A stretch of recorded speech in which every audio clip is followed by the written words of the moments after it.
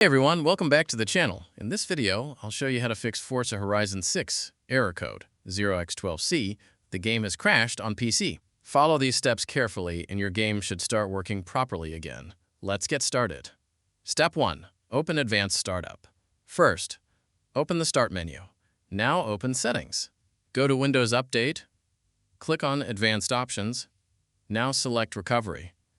Under Advanced Startup, click on Restart Now. Your computer will now restart. Step 2. Open BIOS UEFI settings.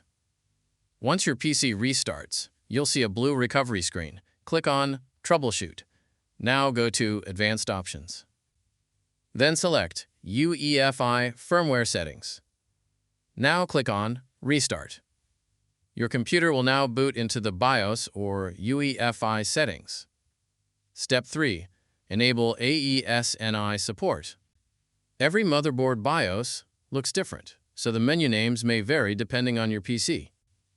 Once inside the BIOS, navigate to one of these tabs: Advanced, Security, CPU, or Processor Configuration. Now look for one of the following settings: Processor aes-ni support, Intel, aes-ni, CPU crypto.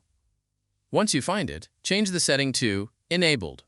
Step 4. Now press F10 to save your changes and exit the BIOS.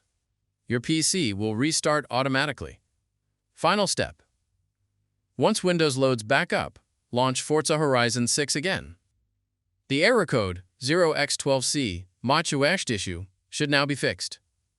If this video helped you, don't forget to like, subscribe, and leave a comment. Thanks for watching, and I'll see you in the next one.